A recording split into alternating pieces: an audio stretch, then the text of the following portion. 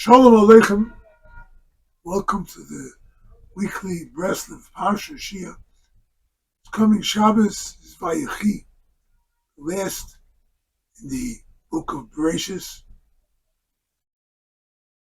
and we find that Yaakov Avinu was alive, living. Vayechi Yaakov.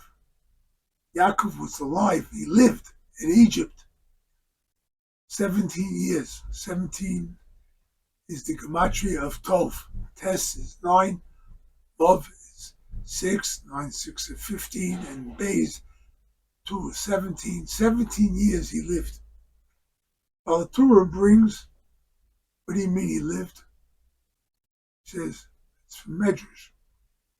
But he says that Yaakov Avinu went down with 70 people in his family. 70. But he didn't pass away until he saw 600,000 descendants.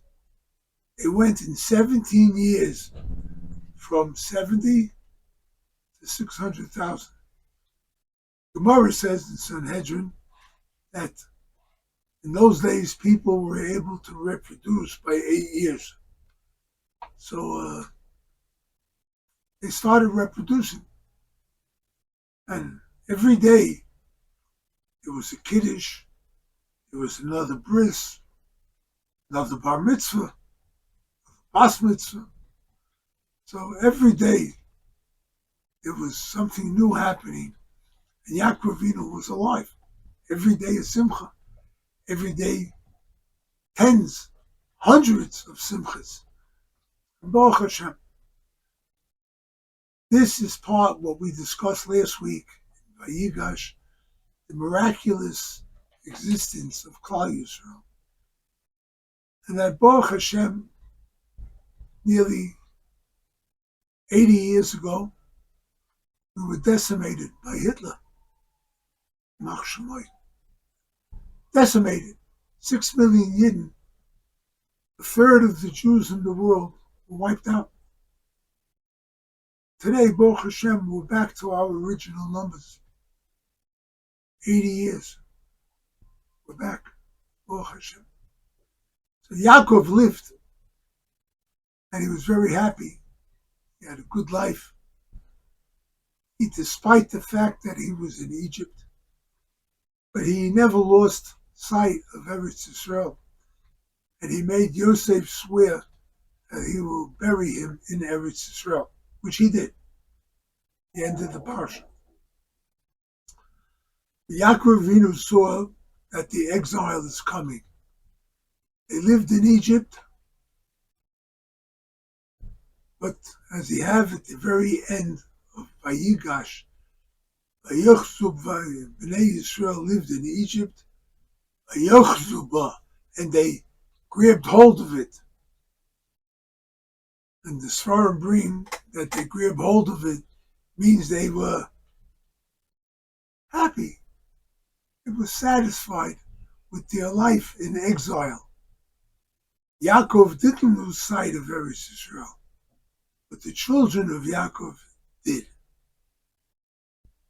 Vayifru vayirbu ma'od, they became comfortable. And as we find in every exile of the Jews, you live there for a while, you become comfortable, and you think this is it. What happened in Spain, the golden area in Spain,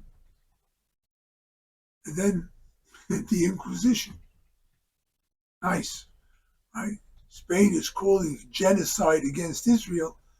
The Spaniards are the ones who committed genocide. France, Jews lived there for years, but they were oppressed. They burned the Talmud, the first ones to burn the Talmud. Right? England, the Jews settled. They were kicked out. They had massacres in York. Germany, what used to go on there before the Holocaust, whatever. They went to Eastern Europe, Poland. They settled in. They had their own autonomous existence. It's called the Council of the Four Lands, where Poland, Lithuania, Austria, Hungary, the Jews had their own autonomous existence.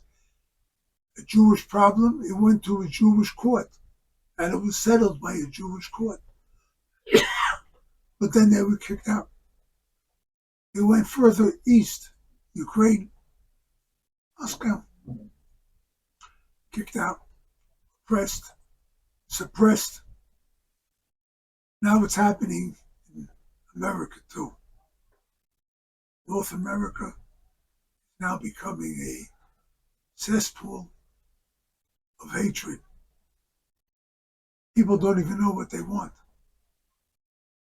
Yaakov Avinu foresaw the exile, so he blessed the 12 tribes. Each one had its own blessing. Each tribe had its own blessing. And the reason for that is because we're all individuals, and each one has his own strengths. And Yaakov Avinu foresaw, if we try to be clones, we try to be like the other guy, not going to work. You are special. You're a special nation. And each one of you has a very special power and strength and characteristic. But Yaakov Avinu is telling us that we are all blessed, every one of us. We all have a special power. We all have a special means of contributing to the world, making it a better place. Each and every one of us. So he blessed us that we should use our strengths. And then the Parsha concludes with the passing of Yaakov Avinu and the story of the burial. And the brothers felt scared. All right, Yaakov was alive. They sold Yosef into slavery. A very terrible tragedy.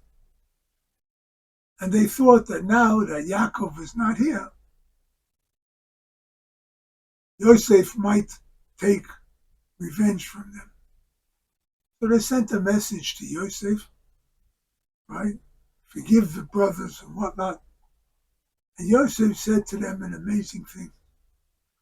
He said to them, I am not in God's place.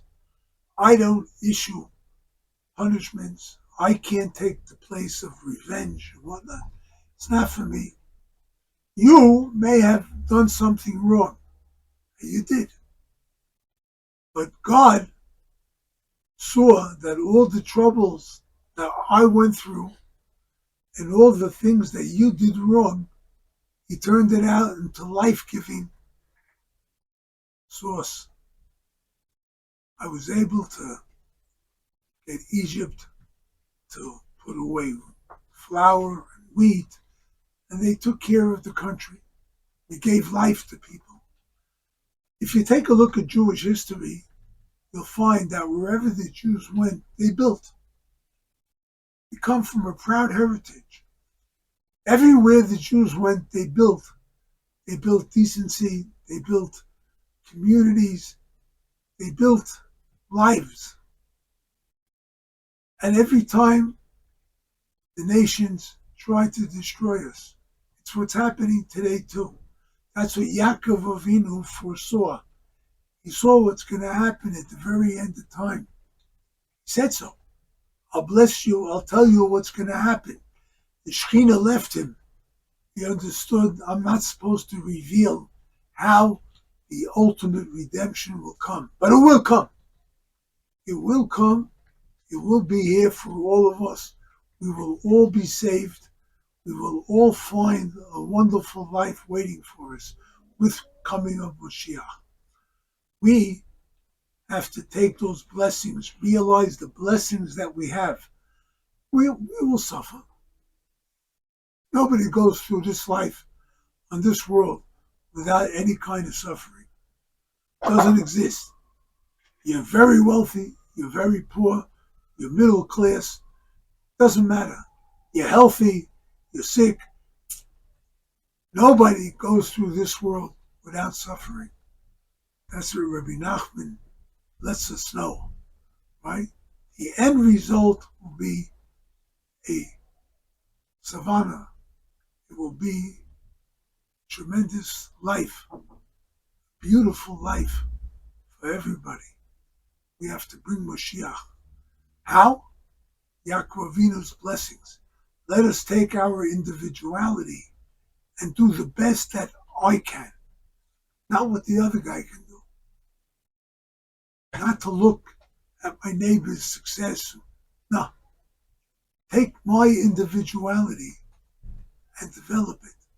And that way I contribute to the world and make the world a better place.